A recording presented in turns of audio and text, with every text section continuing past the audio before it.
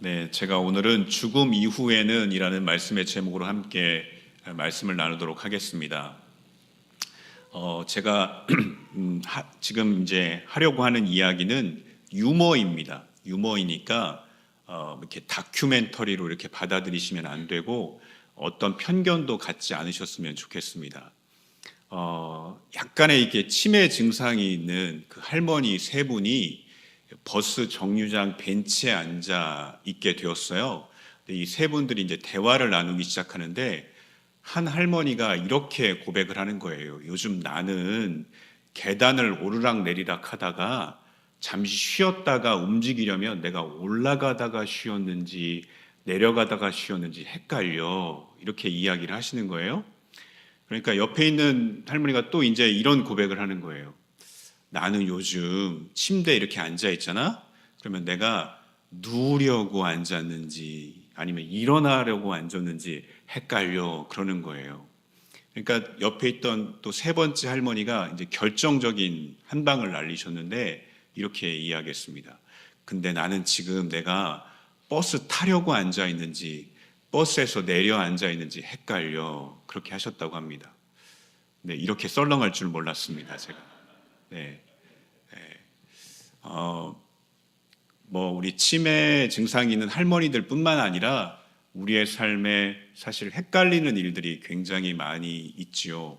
우리가 어느덧 2025년도에 마지막 주일 예배를 드리고 있습니다. 우리가 이렇게 시간의 매듭이라고 하는 순간을 맞이하게 되는데요. 하나님께서 왜 이렇게 시간의 매듭을 허락하셨을까? 또 시간에 어떤 종말이 있는 거지 않습니까? 근데 왜 이런 일들을 허락하셨을까 생각해 보면 하나님은 이 계속되는 시간들 속에서 어떤 이런 시간의 매듭을 통해서 우리에게 어떤 인생의 어떤 결산이 있다, 인생의 어떤 최종적인 종착 지점이 있다라고 하는 것을 상기시켜 주는 것이 아닐까 싶습니다. 우리는 연말이라는 말 하지 않습니까? 이건 시간이 끝난다는 이야기 아니겠습니까? 이것을 통해서 아마 우리 성도님들도 한 해를 결산하고 계실 거라고 생각해요. 근데 한 해만 결산할 것이 아니라 우리 삶에도 최종적인 결산이 있구나. 이것을 우리가 자각하고 인생의 종말이 있음을 알고 우리의 인생도 한번 결산해보는 그런 시간을 가지시면 좋겠다 싶습니다. 그래서 오늘은 한 해를 결산하고 더 나아가서 우리 인생을 결산함에 있어서 우리가 헷갈릴 수도 없고 헷갈려서도 안 되는 한 가지 중요한 진리를 함께 생각해 보고자 하는 것입니다. 오늘 본문은 우리가 잘 알고 있는 이야기죠. 예수님이 비유로 하신 말씀이에요. 예수님이 그 부자와 거지 나사로를 이렇게 비유로 하신 말씀입니다. 우리에게 굉장히 익숙한 말씀이지만 우리가 다시 한번 자세히 좀 살펴보았으면 좋겠습니다. 그러면 우리가 이 말씀을 통해서 은혜롭게 인생을 결산할 수 있는 그런 은혜들을 우리가 붙잡을 수 있는 그런 시간이 될 거라고 저는 생각합니다. 우리가 첫 번째로 말씀을 통해서 생각해 볼 수 있는 것은 이것입니다. 죽음 이후에는 심판이 있습니다라는 것입니다. 여러분, 제가 이렇게 예언을 하는 사람은 아니지만 제가 예언을 하나 하려고 하는데요. 여러분들도 다 할 수 있는 예언이고 이 예언은 절대로 어긋나는 법이 없는 예언인데 100년 후에 이 자리에 있을 분들이 있을까요? 100년 후에 이 자리에 있을 분들은 아무도 없을 것입니다. 아무리 우리가 120세를 사는 시대가 될 거라고 하지만 100년 이후에 이 자리에 있을 분들은 없겠죠. 우리가 죽음이라는 것은 누구에게나 찾아오게 돼 있어요. 근데 우리가 죽음에 대해서 부정적으로 생각할 필요가 없는 거죠. 우리가 죽음을 생각하면서 우리가 살아갈 날, 남은 날들을 계수하며 살아가는 것은 굉장히 지혜로운 일인 것이죠. 여러분, 젊은 사람에게도 죽음이 찾아올 수가 있고 또 나이가 있는 분에게도 찾아올 수가 있고 또 우리 부자에게도 죽음이 찾아오고 가난한 자에게도 죽음이 찾아옵니다. 많이 배운 자에게도 찾아오고 배우지 못한 자에게도 죽음은 찾아오게 되어 있어요. 죽음은 공평합니다. 누구에게나 다 찾아오게 되죠. 근데 우리가 이 죽음이라는 것을 무슨 실감나게 막 이렇게 그렇게 받아들이면서 일상을 살지 않죠. 그러나 막연하게 그래도 우리가 죽음이라는 것은 염두에 두고 살아가고 있는 것을 보게 됩니다. 그리고 대부분의 사람들은 죽으면 끝이라고 생각하는 것 같아요. 그래서 이런 경우들이 있죠. 굉장히 고통을 당하거나 또는 어떤 인생의 무거운 짐을 지고 있는 분들 가운데, 그렇게 복잡한 인생을 살고 있는 분들 가운데 도저히 견디지 못해서 안타깝게도 스스로 목숨을 끊는 분들이 있는데, 너무너무 안타까운 일들인데, 그분들이 그렇게 하는 이유 중에 하나가 뭐냐면 죽으면 끝날 것이다, 모든 것이 끝날 것이다 라고 생각하기 때문에 그렇죠. 그런데 성경은 죽음이 끝이 아니다라고 분명히 우리에게 가르쳐주고 있죠. 우리 히브리서 9장 27절을 한번 보여주시죠. 이렇게 말씀하죠. 한 번 죽는 것은 사람에게 정해진 것이고 그 이후에 뭐가 있대요? 심판이 딱 있다. 분명히 성경이 우리에게 선언해주고 있습니다. 심판이 우리에게 있습니다. 그러니까 성경은 죽으면 끝이 아니라 그 이후에는 심판이 있다라고 우리에게 가르쳐주고 있는 것이죠. 오늘 우리가 읽은 본문 말씀도 보면 이제 부자가 나오고 나사로라는 사람이 나오잖아요. 이들이 둘 다 죽게 돼요. 죽음이라고 하는 것을 맞이하게 되는데 죽어서 끝나는 게 아니더라고요. 죽음 이후에 그들의 운명이 정반대의 모습이 되고 있는 것을 우리가 보게 되지 않습니까? 우리 22절 이렇게 말씀하죠. 이에 그 거지가 죽어 천사들에게 받들려 아브라함의 품에 들어가고 부자도 장사되매 23절 그가 음부에서 고통 중에. 그러니까 부자와 나사로가 다 죽었어요. 근데 끝난 게 아니었어요. 그 이후에 그들의 운명의 분기점을 맞이하게 되죠. 근데 그 운명의 분기점은 무엇에 의해서 결정되었을까 하는 것 아니겠습니까? 근데 그것이 바로 심판이라는 것이죠. 심판. 하나님의 심판. 그 누구에게도 있지 않는 하나님의 심판에 의해서 그 운명이 결정되었다는 것입니다. 성경은 하나님이 심판자이다, 최종적인 심판자임을 굉장히 강조합니다. 우리 야고보서 4장 12절 제가 읽어드릴게요. 입법자와 재판관은 오직 한 분이시니 능히 구원하기도 하시며 멸하기도 하시느니라. 너는 누구에게 이웃을 판단하느냐? 누가 재판관이고 누가 심판자라고 말씀하고 있는 것입니까? 하나님이시라고 말씀하고 있죠. 고린도후서 5장 10절 이는 우리가 다 반드시 그리스도의 심판대 앞에 나타나게 되어 각각 선악간에 그 몸으로 행한 것을 따라 받으려 함이라. 그리스도의 심판대 말씀하고 있죠. 계시록 20장 12절입니다. 또 내가 보니 죽은 자들이 큰 자나 작은 자나 그 보좌 앞에 서 있는데 책들이 펴 있고 또 다른 책이 펴졌으니 곧 생명책이라. 죽은 자들이 자기 행위를 따라 책들에 기록된 대로 뭘 받습니까? 심판을 받으니. 그러니까 죽는다는 것은 끝이 아니라는 거예요. 어떤 일이 벌어지는 겁니까? 하나님의 심판을 받게 된다는 것입니다. 여러분 마태복음 25장을 읽어보시면 거기에 천국과 종말에 관한 비유의 말씀들이 굉장히 많이 나오거든요. 근데 그 중에 그 양과 염소의 비유가 있어요. 그 임금이 등장하죠. 임금이 딱 등장해가지고 왼편으로는 염소들을 이렇게 몰아두어요. 그리고 오른편에는 양들을 이렇게 몰아둡니다. 이렇게 몰아두고서 이 임금이 이제 왼편에 있는 염소들에게 이렇게 얘기하는 거예요. 너희들은 나에게 이런 잘못을 했어. 이렇게 지적을 하는 거예요. 그러니까 염소들이 이렇게 반응해요. 아니 우리가 언제 그런 일을 했습니까? 우린 그런 일 한 적이 없습니다. 그렇게 이야기합니다. 근데 그들의 항변이 그 임금에게 통하지 않아요. 그리고 그들의 운명이 결국 어떻게 됩니까? 그들이 저주를 받아서 마귀와 그 사자들을 위하여 예비된 영원한 불에 들어가 영벌을 받게 됩니다. 그리고 반면에 이제 오른편에 이제 염소들이 있잖아요. 임금이 가서 그 양이 있지 않습니까? 오른편에 그 양들에게 이렇게 이야기합니다. 너희들은 나에게 이런 좋은 일을 했어. 그렇게 이야기합니다. 그러자 그 양들이 이렇게 답해요. 우리가 언제 그런 일을 했습니까? 우리는 그런 일을 한 적이 없는 것 같습니다. 양들도 그렇게 답변을 해요. 그러자 임금이 이렇게 얘기합니다. 지극히 작은 자 하나에게 한 것이 바로 내게 한 것이다. 이렇게 이야기를 해요. 그런 말을 듣게 되죠. 그리고 이들은 복을 받아서 창세로부터 예비된 나라를 상속받고 영생에 들어가게 됩니다.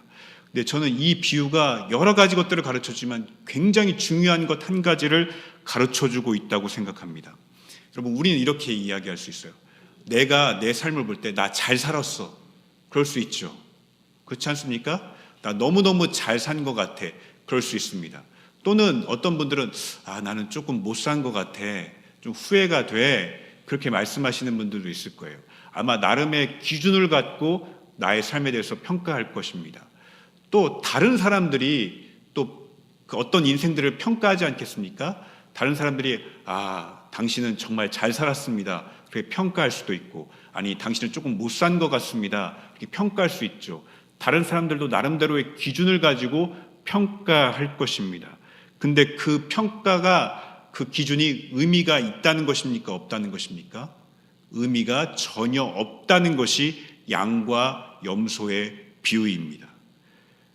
유일한 기준, 심판의 기준은 하나님의 주권이다.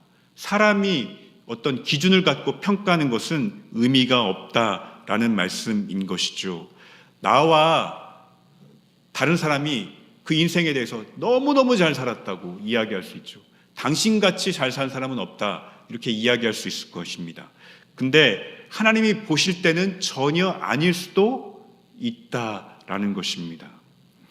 그 요셉이라는 인물이 참 고난을 많이 당했잖아요. 근데도 불구하고 멋진 인생을 산 사람 아닙니까? 그 야곱이 그 요셉의 인생을 축복했죠. 너는 샘 곁에 무성한 가지라. 그 가지가 담장을 넘었도다. 그러니까 그 요셉의 인생 가운데 무수한 담이 있었는데 그 담장을 넘어서 가지를 뻗치고 꽃을 피우고 열매를 맺은 복된 인생이 바로 요셉이었어요. 하지만 그 요셉은 참 많은 고난을 당했거든요. 근데 그 고난 가운데 어떻게 그렇게 멋진 인생을 살 수 있었을까? 제가 최근에 요셉에 관한 성경을 읽으면서 새로운 관점을 하나 발견하게 됐는데요. 여러분, 요셉의 인생 이야기 다 아실 겁니다. 요셉은 어린 시절에 형제들에게 버림을 당해요. 그래서 애굽의 노예로 팔려가게 되지 않습니까? 한번 생각해 보십시오. 어린 나이에 그 노예로 팔려갔으니까 그게 얼마나 큰 상처가 됐겠어요. 아마 형제들을 원망하고 형제들에 대한 복수심을 갖고 살았을지도 모릅니다. 그러니까 어린 시절부터 한마디로 싹이 잘린 거예요. 그러니까 가능성이 별로 없어 보이는 인생이 어린 시절부터 시작되었다고 볼 수가 있는 것이죠. 그 이후에 그의 인생이 얼마나 죽도록 고생을 합니까? 고생을 하지요. 그리고 그가 억울한 일을 당하게 되고, 그리고 모함까지 당해서 감옥까지 가지 않습니까? 그러나 극적인 반전이 일어나죠. 애굽 바로의 꿈을 해석해서 애굽의 총리 대신이 되게 됩니다.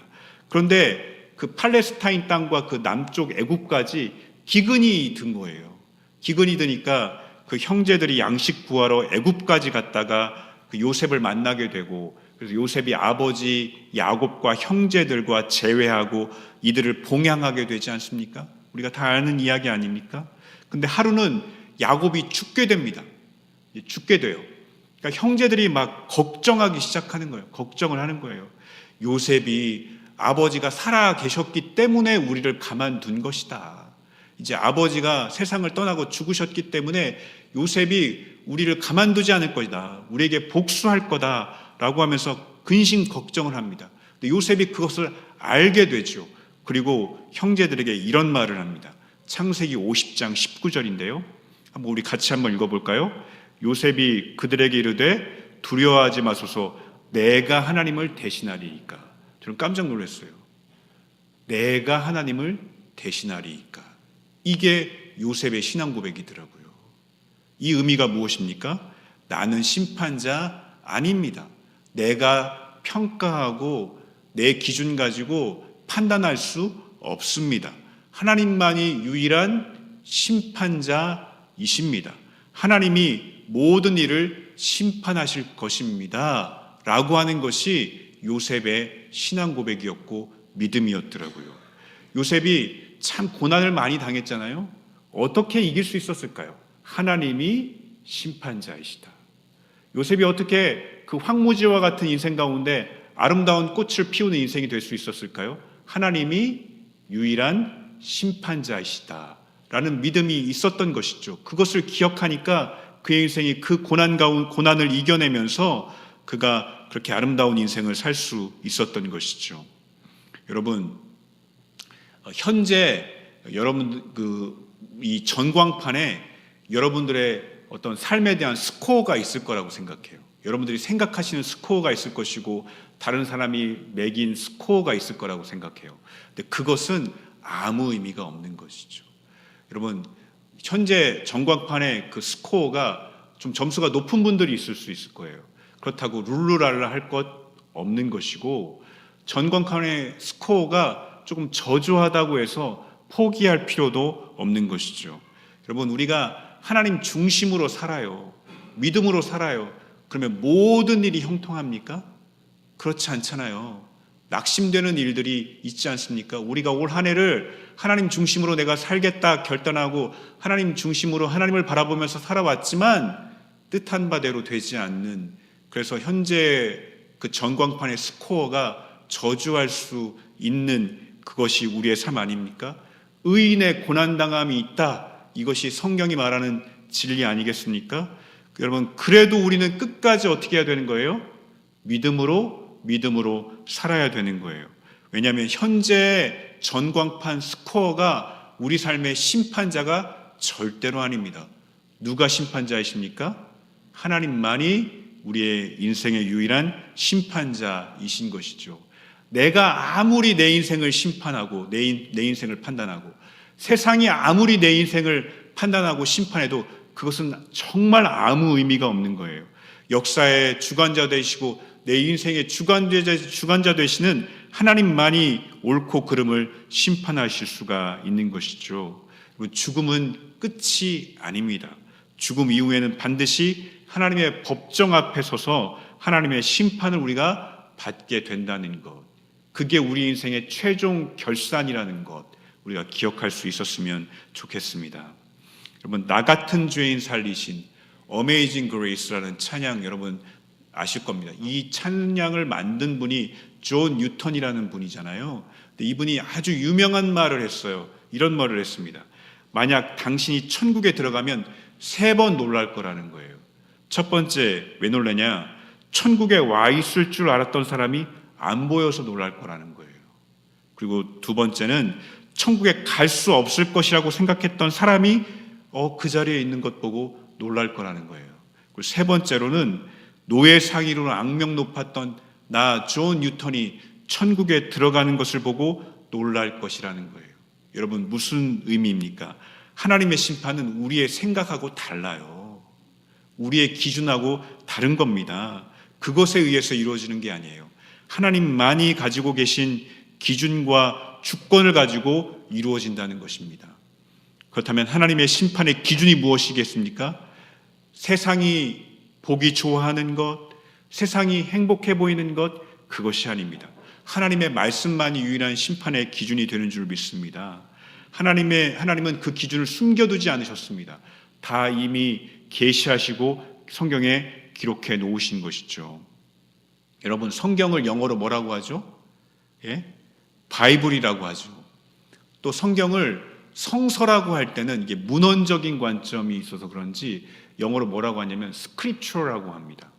근데 성경이 66권이잖아요. 구약이 39권이고 신약이 27권 해서 우리가 66권, 이것을 우리가 정경이라고 또 신학적으로 부르는데 그 정경을 영어로 뭐라고 하냐면 캐논이라고 불러요.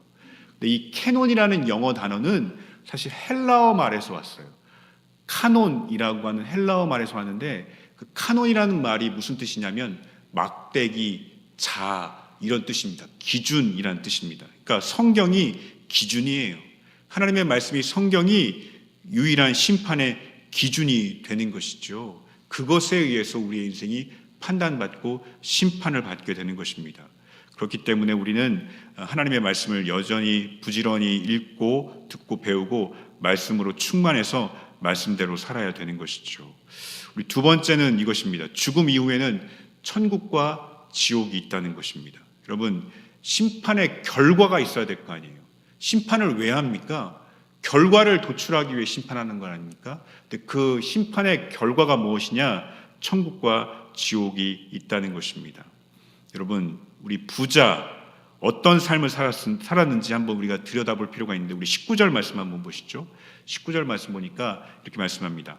한 부자가 있어요. 근데 자색 옷과 고운 베옷을 입고 날마다 호화롭게 즐기더라, 이렇게 이야기합니다.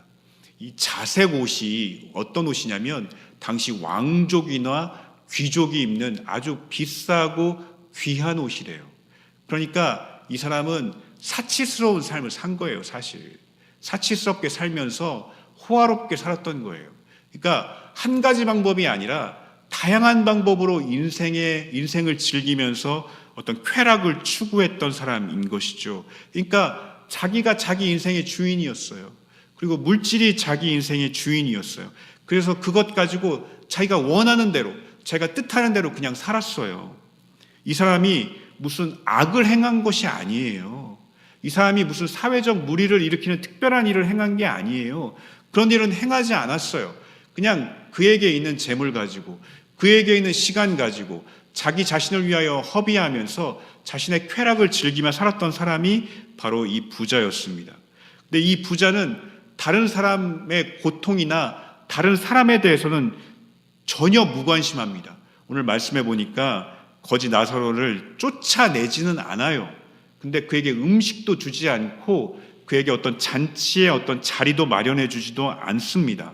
나사로가 어떻게 하고 있냐면 부자의 그 상에서 떨어지는 그 음식을 먹으면서, 부스러기를 먹으면서 배를 불리고 있지요. 또 개가 그 상처난 부분을 핥고 있지만 전혀 돌봐주지 않습니다. 그러니까 나사로는 죽느냐 사느냐 그 고통 가운데 그 갈림길에 있지만 이 부자는 전혀 무관심해요. 아무런 관심을 두고 있지 않는 그런 사람이었어요. 그럼 부자는 이 비유의 말씀을 볼 때 유대인이에요. 유대인임을 확신할 수가 있어요. 근데 유대인은 모세와 선지자들을 통해서 하나님을 아는 자예요. 하나님을 다 지식적으로는 알고 있는 사람이 부자예요. 하나님을 알고 있지만 이 사람은 하나님이 그 인생의 주인이 아니에요. 자신의 쾌락이 그리고 만몬이 그것을 주인으로 삼고 그냥 그렇게 살고 있었던 거예요. 그냥 자기 보기 좋은 대로, 그냥 자기가 하고 싶은 대로 결정하고 자기 행복을 위해서, 자기의 즐거움을 위해서, 자기의 쾌락을 위해서, 자기의 기쁨을 추구하면서 세상의 기준에는 아주 부합해요. 세상의 기준에는 어긋나지 않아요. 하지만 하나님의 뜻은 전혀 돌아보지 않는 그런 삶을 살고 있는 전형적인 인물이 부자였던 것을 보게 되죠. 반면 나사로의 삶, 어떤 삶이었습니까? 여러분 다 아시지 않습니까? 거지 아니었습니까? 고통과 배고픔이 있는 비참한 삶이었습니다. 그런데 여러분, 예수님이 비유로 말씀하실 때 등장인물들이 나오잖아요. 근데 그 등장인물들의 이름을 밝히실까요? 안 밝히실까요? 안 밝히십니다. 여러분, 열처녀 비유 등장하죠. 열처녀가. 이름 있습니까? 없지요. 달란트 비유, 여러분 달란트 받은 사람들 나오지만 이름이 나오지 않아요. 근데 예수님께서 비유로 말씀하시면서 유일하게 이름을 밝힌 이름이 있어요. 그 이름이 어떤 이름일까요? 어려운 질문을 하지 않습니다. 나사로예요. 나사로. 거지 나사로. 예수님이 비유로 말씀하시면서 유일하게 이름을 밝힌 사람이 나사로예요. 그럼 예수님이 왜 나사로의 이름을 밝히셨냐면요, 그 이름이 뜻한 바가 있는데 그 이름 뜻대로 그가 살았어요. 그리고 그래서 그 인생은 가치 있기 때문에 그 이름을 밝히신 거예요. 그럼 나사로라는 이름의 뜻이 무엇인지 아십니까? 하나님은 나의 도움이시다 라는 뜻입니다. 하나님은 나의 도움이시다. 그러니까 나사로는 거지로 살았어요. 사실 고통을 많이 당했어요. 배고픔이 있는 삶을 살았어요. 근데 적어도 자기 좋은 대로 결정하진 않았어요. 자기가 인생의 주인이 되어 살아가진 않았어요. 하나님만이 나의 도움이시다, 하나님만이 나의 인생의 주권자이시다, 이것을 인정하며 살았던 사람이 나사로였던 것입니다. 상대적으로 부자는 화려한 삶을 살았죠. 대단한 삶을 살았죠. 근데 이름이 없어요. 어떤 부자예요. 거지, 나사로, 거들떠보지도 않는 인생 아닙니까? 근데 그의 이름은 나사로라고 예수님이 밝히고 있다라는 것이죠. 이것은 무엇을 의미하는 거겠습니까? 여러분, 우리가 아무리 인간적으로 화려한 삶을 살고 대단한 삶을 살아도 그것이 하나님 보실 때는 무의미한 삶일 수 있다는 거예요. 반면 세상에서 조금 어려움 당하고 고통 당하고 소외되고 어렵게 살아도 하나님만이 나의 도움이시다. 하나님만이 나의 인생의 주권자이시다. 라는 믿음으로 산 인생은 하나님 앞에 가치 있고 의미 있는 삶이 된다는 것입니다. 여러분, 거지 나사로가 간 곳이 어디죠? 예? 어디입니까? 성경에 보면 천국 아닙니까? 천국이 어떤 곳인가? 요한계시록 21장 4절 우리 한번 같이 읽어볼까요? 모든 눈물을 그 눈에서 닦아주시니 다시는 사망이 없고 애통하는 것이나 곡하는 것이나 아픈 것이 다시 있지 아니하니 처음 것들이 다 지나갔음이로라. 저는 여러분 이 말씀을 우리가 머리로만 알지 않았으면 좋겠어요. 정말 가슴으로 내 삶으로 이 말씀을 우리가 받아들였으면 좋겠습니다. 여러분 사실 이 땅에서의 삶은요 한시도 고통이 없는 순간이 없어요. 사실 무거운 짐이 없는 순간이 없지 않습니까? 근데 천국은 어떤 곳입니까? 나사로처럼 아브라함의 품에 들어가서 눈물도 사망도 애통도 곡하는 것이나 아픈 것도 없는 참된 안식을 누리는 곳이다. 이렇게 말씀합니다. 반면 부자가 간 곳이 어디죠? 성경에 보면 지옥이에요. 이걸 우리가 히브리 말로는 스올이라고도 하고 우리가 또 게헨나라고도 하지 않습니까? 근데 그곳은 어떤 곳이냐? 요한계시록 14장 10절이죠. 이렇게 말씀합니다. 그도 하나님의 진노의 포도주를 마시리니 그 진노의 잔에 섞인 것이 없이 부은 포도주라. 거룩한 천사들 앞과 어린 양 앞에서 불과 유황으로 고난을 받으리니 불과 유황으로 고난을 받는 형벌을 받는 하나님과 단절된 곳 그곳이 바로 지옥이라는 곳이죠. 여러분 오늘 성경을 읽어보면 이런 말씀이 나와요. 불꽃 가운데 막 부자가 괴로워하거든요. 나사로에게 이런 부탁을 하죠. 나사로여 당신 손가락 끝으로 물을 찍어서 내 혀에 좀 대주십시오. 그래서 좀 서늘하게 해주십시오. 이런 부탁을 합니다. 근데 여러분 한번 생각해 보세요. 손가락 끝에 물방울 찍어가지고 혀에 댄들 서늘해지면 얼마나 서늘해지겠습니까? 근데 그 작은 것조차도 소중한 곳, 그만큼 고통이 있는 곳, 그곳이 지옥이라는 거예요. 또 오늘 본문을 보면 너희와 우리 사이에 큰 구렁텅이가 있어서 서로 건너갈 수 없다. 그러니까 조금도 그 고통을 피할 수 없는 거예요. 조금도 그 고통에서 피해갈 수 없는 곳, 그곳이 바로 지옥인 것이죠. 여러분, 하나님의 심판의 결과 천국과 지옥이 있으심을 믿으십니까? 여러분? 정말 믿으십니까?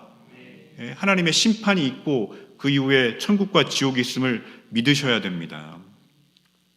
우리 철학자 칸트 지성인 아닙니까? 그가 이제 순수이성 비판이라는 책을 썼잖아요. 저도 그 책을 구경은 해봤어요. 그러나 전혀 읽어보지 못했습니다. 읽고 싶은 마음도 없고 읽은들 이해하지도 못할 것입니다. 저는. 근데 그 책을 쓸 때 칸트가 어떻게 생각했냐면 신의 존재를 증명할 수 없다. 그리고 신이 존재하지 않는다는 것도 증명할 수 없다. 그래서 신의 존재를 긍정하지도 않고 부정하지도 않았습니다. 근데 그가 굉장히 순수이성 비판이니까 형이 상학적이지 않겠습니까? 근데 그것보다는 조금 형이 하학적으로 쓴 그 다음에 쓴 책이 있어요. 순수이성이 아니라 이제 실천이성 비판이라는 책을 쓸 때가 있었는데 나중에 쓰게 되는데 그 실천이성 비판이라는 책을 쓸 때는 그가 신의 존재를 인정하게 됩니다.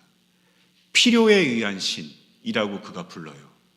자기가 보니까 신이 필요한 거야. 이게 어떤 도덕적인 실천을 말함에 있어서 신이 없이는 도덕적인 실천이 불가능해 보였던 것 같아요. 그래서 신 존재를 필요에 의한 신을 인정하게 되는 겁니다. 왜 인정하게 됐냐면 심판이 있어야 될 것 같아요. 보니까 심판이 없으면 안 되는 거예요. 심판 이후에 천국과 지옥이 있어야 된다고 생각했던 거예요. 그래야 공평하다고 생각했기 때문에 그는 신존재를 인정하고 심판과 천국과 지옥도 인정하게 된 것입니다. 여러분, 지옥에 가고 싶으신 분 계십니까? 예? 지옥에 가고 싶으신 분 한번 손들어 보시길 바랍니다. 예? 저는 최근에 이런 생각을 해봤어요. 우리가 너무 이 원색적인 복음을 잃어버리고 있거든요. 천국과 지옥의 이 원색적인, 요즘 교회들이 너무 세련돼가지고 이 천국과 지옥이라는 이런 원색적인 복음을 잃어버리고 있는데, 그래서 저는 이렇게 전도하면 좋겠다는 생각을 했었어요. 이제 제가 이제 전도를 해보면 이제 전도할 때 이런 얘기 하잖아요. 예수님 믿고 천국 가십시오. 이렇게 권면을 드려요. 그러면 요즘 분들은 되게 좀 강하시더라고요. 이렇게 얘기해요. 저의 너나 잘 가세요. 너나 잘 가세요. 그렇게 이야기합니다. 그러면 예전에 저는 그랬거든요.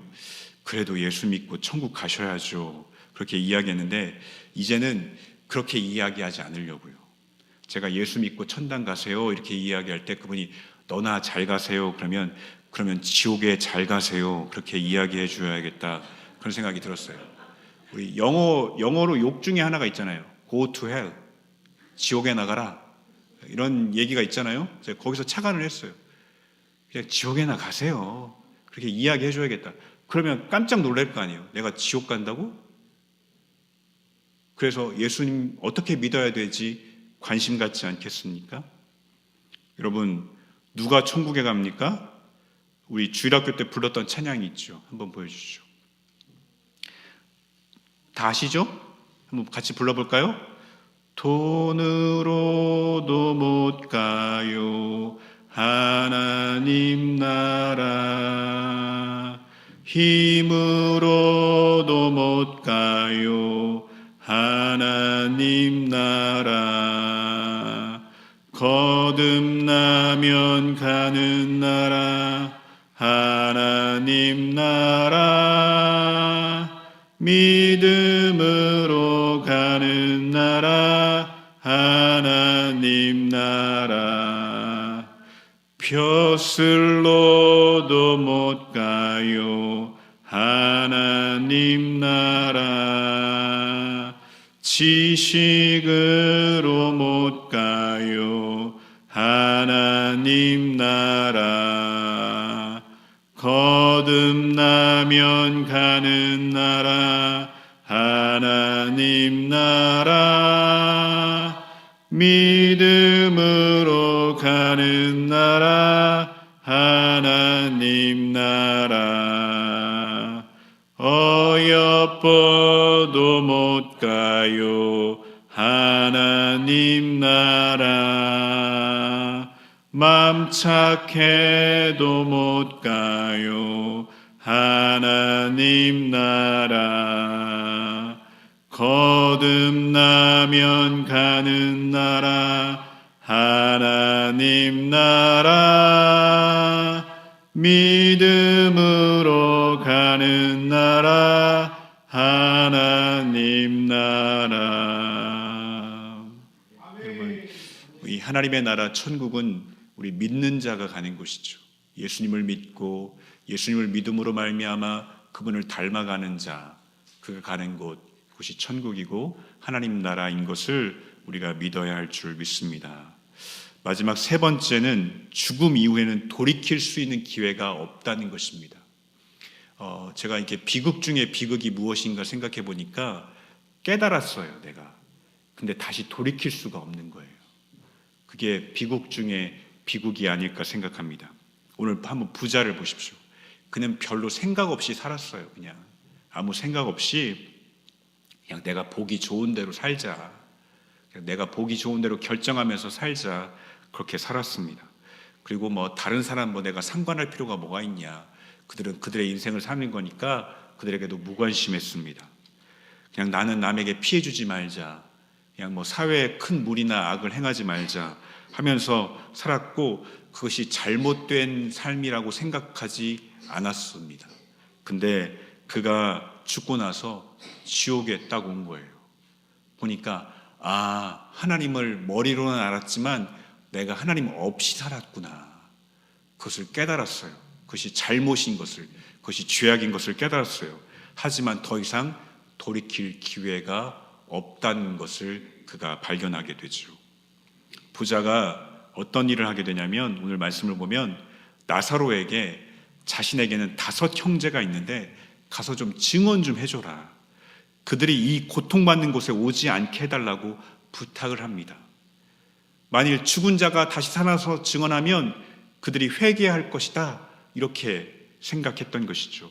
그런데 말씀을 보면 나사로가 어떻게 얘기하냐면 모세와 선지자들이 있으니 그들에게 들을 것이고 이를 듣지 않는다면 죽은 자가 살아서 증언해도 그들은 받지 않을 것이라며 거절합니다. 한마디로 부자는 모든 기회를 박탈당하게 됩니다. 여러분, 그런데 우리가 오늘을 살고 있지 않습니까? 그리고 또 여기 계신 분들 저는 내일도 다 살 거라고 생각해요. 그게 무엇을 의미하겠습니까? 기회가 있는 것이고 기회가 주어지고 있다는 것이죠. 시간의 다른 말이 기회 아니겠습니까? 그렇다면 오늘 살고 있는 우리에게 주어진 기회가 무엇인가? 오늘 본문을 통해서 한 2가지만 간략하게 요약해 보면 첫 번째가 회개의 기회입니다. 우리 30절입니다. 30절 말씀 보시면 이렇게 말씀하고 있죠. 이르되 그렇지 아니하니이다. 아버지 아브라함이여 만일 죽은 자에게서 그들에게 가는 자가 있으면 뭐하리라? 회개하리이다. 그러니까 부자는 자신은 회개의 기회를 놓쳤지만 5 형제들에게는 아직 회개의 기회가 있다라는 겁니다. 회개가 무엇입니까? 인생의 방향을 하나님께로 돌리는 거예요. 회개가 주는 은혜와 축복이 무엇입니까? 인생의 방향을 하나님께로 돌렸기 때문에 하나님과의 관계가 회복되는 것이에요. 이 하나님과의 관계의 회복은 헷갈려서도 안 되고 헷갈릴 수도 없는 진리예요. 하나님과의 관계가 회복되어야 우리가 천국에 가게 되고 이 땅에서도 하나님이 주시는 기쁨 가운데 천국의 삶을 살 수 있기 때문에 그런 것입니다. 그러니까 회개가 너무너무 중요한 거예요. 회개했는가 내가? 진짜 회개가 내 안에 이루어졌는가? 성령께서 내 안에서 회개하게 하셨는가? 되돌아볼 필요가 있는 것이죠. 여러분, 다윗이 범죄한 거 다 아시죠? 밧세바 취하지 않습니까? 간음죄에 저질렀습니다. 그리고 그의 남편 우리야 전장에서 죽게 하죠. 살인 교사, 살인죄죠. 간음죄, 살인죄를 저질렀어요. 중대 범죄를 저질렀어요. 근데 다윗이 그 죄를 짓고 시편 51편에서 회개하잖아요. 얼마나 진심 어리게 회개하는지 모릅니다. 다윗이 이렇게 얘기합니다. 내 죄악과 내 죄과를 다 인정합니다. 하나님, 많은 긍휼을 좀 베풀어 주십시오. 한없는 긍휼을 베풀어 주셔서 내 죄악을 말갛게 좀 씻어 주십시오라고 회개합니다. 그리고 하나님, 제가 죄악 중에 출생했네요. 제가 근본적으로 죄인이네요. 인정하고 회개합니다. 하나님, 내 안에 정직한 마음과 정직한 영을 좀 새롭게 해 주십시오라고 기도합니다. 주님 앞에서 나를 쫓아내지 마시고 주의 성령을 거두지 말아 주시고 주의 구원의 즐거움을 나에게 다시 회복시켜 달라고 간절히 기도합니다. 다윗이 진심 어리게 하나님 앞에 회개 기도하니 다시 하나님과의 관계가 회복되지 않습니까? 그래서 다시 하나님이 다윗을 사용하시고 하나님의 마음에 합한 자로 만드셨습니다. 여러분, 우리가 대단하게 윤리적인 죄를 짓습니까? 그렇지 않습니다. 우리 특별하게 죄 짓지 않지 않습니까? 우리가 남에게 큰 피해 줍니까? 피해 주지 않을 때 얼마나 많습니까? 그러나 여전히 내가 주인 되어 살아왔다면 그것이 죄인 것을 깨닫고 회개해야 되는 것입니다. 근본적인 방향이 잘못된 겁니다. 근본적인 이 디폴트라고 하죠. 설정값이 잘못된 것입니다. 그 방향을 하나님께로 우리가 전환할 필요가 있는 것입니다. 하나님께로 방향을 전환하는 것, 그게 바로 회개인 것이고 바로 그 회개가 오늘 지금 우리에게 일어나야 되는 것입니다. 2번째는 구원받지 못한 사람에게 복음을 전할 기회입니다. 부자는 형제들에게 복음 전하고 싶었어요.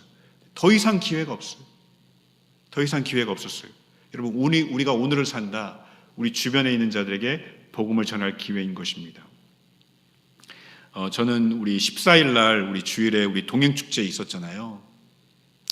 저는 성도님들이 이렇게 티를 내지 않으시는 분들도 많이 계실 텐데 그래도 참 눈물로 기도하셨을 거라고 생각해요. 한 영혼 한 영혼 놓고 내가 이 영혼을 좀 주님께로 인도하고 싶습니다 라면서 초청하기 위해서 또 눈물로 기도하고 또 기회를 봐서 강권하기도 하셨을 겁니다. 그래서 그 눈물의 기도와 그 권면에 응답해서 예배당에 오신 분들도 계실 것이고 또 아직도 그것을 받아들이지 못하고 있는 분들도 있을 것입니다. 근데 여러분, 사실 우리가 동행 축제를 하는 건 너무나도 축복된 일이지만 또 한편으로는 이 동행 축제가 프로그램이 된다면 그건 너무 안타까운 일이에요. 이건 끝난 게 아닙니다. 동행 축제는 끝난 게 아니에요. 이건 계속 되어야 되는 것이죠. 1년 내내, 사실 365일 내내가 우리에게 동행 축제가 되어야 되는 것입니다. 여러분, 하나님이 왜 오늘을 우리에게 주셨습니까? 내가 그냥 보기 좋은 대로, 내가 원하는 대로 그냥 그렇게 살라고 주신 것이겠습니까? 아니지 않습니까? 하나님을 알지 못하고 구원받지 못한 영혼들 안타까워하면서 그들을 위해서 기도하고 그들을 위해서 복음을 전할 기회로 오늘을 주신 줄 믿습니다. 여러분, 죽음 이후에는 심판이 있습니다. 그리고 심판의 결과는 천국과 지옥입니다. 그리고 그때는 더 이상 기회가 없습니다. 우리가 지금이 기회인 줄 알고 부지런히 복음을 전하는 우리 성도님들 되었으면 좋겠습니다. 주 안에서 사랑하는 성도 여러분, 올 한 해를 돌아보고 살아온 우리 삶을 돌아오면서 다음 질문에 분명하게 대답할 수 있는지 한번 진지하게 생각해 보십시오. 그냥 자동적으로, 형식적으로가 아니라 진심 어리게 대답하실 수 있는지 한번 생각해 보십시오. 여러분이 지금 당장 죽으면 천국에 갈 수 있다고 확신하십니까? 내가 지금 이 순간 눈을 감아요. 그러면 그 순간 내가 천국에서 눈을 뜰 거라고 여러분 확신하실 수 있겠습니까? 우리가 참 예수님을 믿는다고 말을 해요. 하지만 내가 여전히 주인 되어 살아왔다면 여러분, 하나님의 말씀대로 살고 있지 않은 거예요. 그것을 인정하고 회개하셔야 됩니다. 그리고 여러분, 예수님을 내 구원자일 뿐만 아니라 내 인생의 주인으로, 주님으로 온전히 영접해야 되는 것입니다. 영접하는 자, 곧 그 이름을 믿는 자들에게는 하나님의 자녀가 되는 권세를 주시기 때문인 것입니다. 여러분, 구원과 천국, 예수님을 믿는 자에게 하나님이 주시는 놀라운 축복이고 선물입니다. 여러분, 이 선물을 거부하셔야 될 이유가 있습니까? 나 이 선물 못 받겠습니다, 안 받겠습니다 하실 이유가 있으십니까? 이거 다음으로 미루겠습니다, 그래야 될 이유가 있습니까? 다음에 기회가 있을 거라는 보장도 없지 않습니까? 오늘, 또 지금이 바로 기회인 줄 믿습니다. 지금 이 시간 이렇게 기도하셨으면 좋겠습니다. 하나님, 내가 주인 되어 하나님의 말씀대로 살아오지 못한 삶을 진심으로 회개합니다. 예수님을 내 인생의 구원자와 주님으로 마음에 모셔드립니다. 이제부터 예수님과 함께 하나님의 말씀대로 살겠습니다 라고 기도하셨으면 좋겠습니다. 한번 따라해 볼까요? 하나님, 내가 주인 되어 하나님의 말씀대로 살아오지 못한 삶을 회개합니다. 예수님을 구원자와 주님으로 마음에 모셔드립니다. 이제부터 예수님과 함께 하나님의 말씀대로 살겠습니다. 여러분, 하나님이 이렇게 말씀하셨죠. 사람이 마음으로 믿어 의에 이르고 입으로 시인하여 구원에 이른다. 여러분들이 마음으로 믿고 입으로 시인했다면 하나님께서 그 믿음의 고백을 받아주실 것입니다. 주 안에서 사랑하는 성도 여러분, 다시 한번 말씀드립니다. 죽음 이후에는 심판이 있습니다. 진짜 최종 결산이 있습니다. 그리고 그 결과 천국과 지옥이 있습니다. 그리고 그때는 돌이킬 수가 없습니다. 지금이 기회입니다. 예수님을 정말 내 인생의 구주와 주님으로 온전히 모셔드리고 내가 지금 당장 죽어도 천국에 갈 수 있다고 확신하실 수 있는 우리 모든 성도님들 되시기를 주님의 이름으로 간절히 축원합니다.